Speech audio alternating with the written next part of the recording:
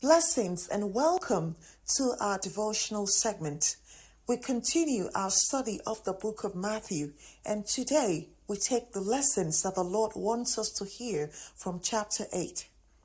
Within this chapter, two main lessons run throughout the chapter, the verses of this chapter. The first being the issue of prayer, and the second, requirements for discipleship. To look into the issue of prayer and to hear what the Lord is saying this morning, we examine the three encounters of healing that Jesus had with various people and, on the different circumstances. As Jesus came down from the mountainside, the first encounter of healing was with a man who had leprosy.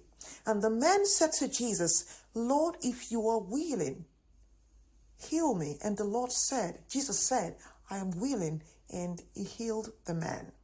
The second encounter was with the centurion. The centurion went to Jesus and he said, "Lord, my servant lies at home with a paralysis." And Jesus asked, "Shall I come and heal him?" The centurion demonstrated great faith by asking the Lord to speak a word remotely that would effect the healing of his servant at home. And thirdly, we see Jesus coming into Peter's house, finding Peter's mother-in-law lying in bed sick. Without being asked, Jesus healed. So we see that healing is God's perfect will. But so let's dig into each of these encounters. So we see the leprous man ask Jesus, "If you're willing." So if you're willing, basically is saying, "Lord, let your will be done." When Jesus taught the pattern of prayer, he said, "Our Father who art in heaven, hallowed be your name. Thy kingdom come. Thy will be done in my life. Your will be done in my family. Your will be done with my job. Your will be done with my ministry. Your will be done with my children as it is in heaven." So whatever we're committing into the hands of God, we're asking for his perfect will to be done. And that really covers two main issues that occur with prayer. If we look through scripture, there's a verse that talks about why at times we do not receive answers to our prayers. One, we ask amiss. We're asking for the wrong things. Secondly, we don't even know what to ask for.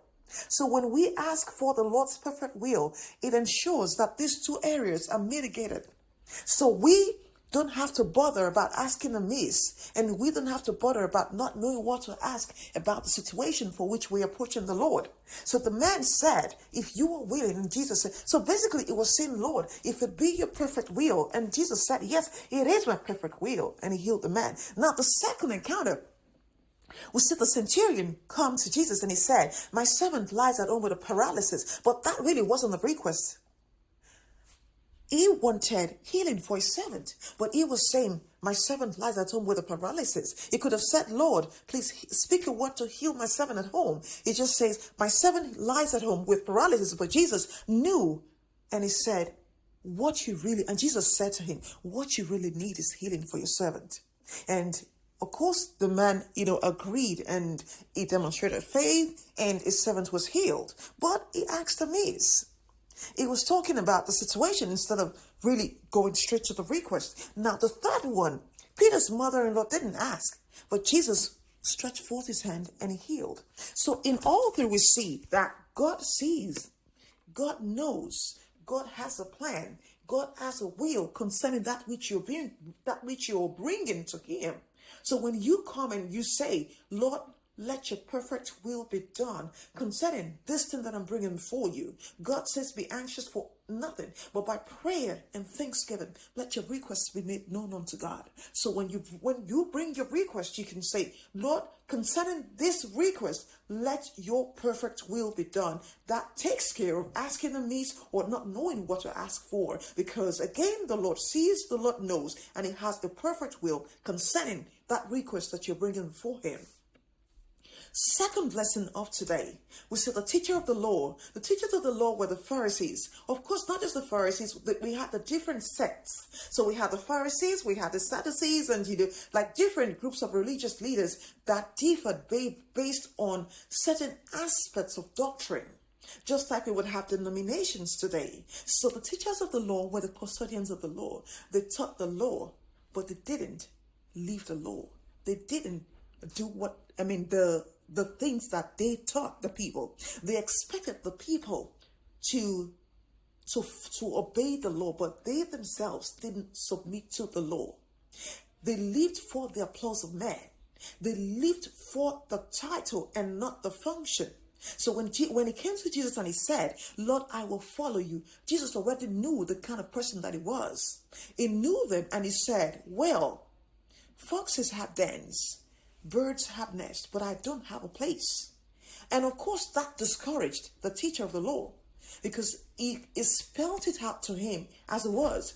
This is the situation. And we see that entire encounter end just right there. And immediately following in the next verse, we see a disciple. Jesus said, follow me. And the man said, oh, wait, I need to go bury my father first. Jesus said, no, when I call, you have to follow.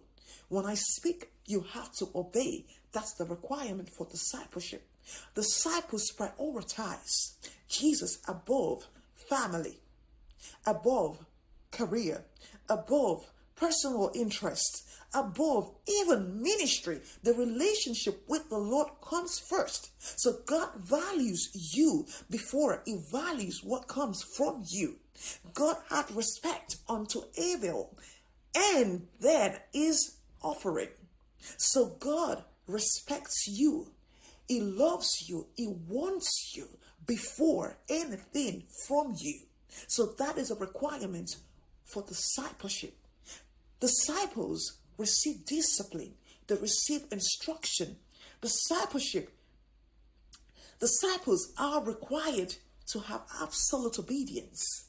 That is the requirement. Jesus said to the disciples as he was commissioning them to go into the world, he said, go into the world and make disciples of all nations. So basically, Jesus' expectation, the expectation was that they will disciple people to fulfill these requirements as the follow of the Lord. So the Lord expects you and I to be disciples, not just teachers of the law, but disciples. Disciples who know him, who share in the fellowship of his sufferings and are conformable unto death, who know him by the reason of relationship, instruction, and discipline. Maybe it's time to ponder, am I a teacher of the law or a disciple? Till we meet again, God bless you.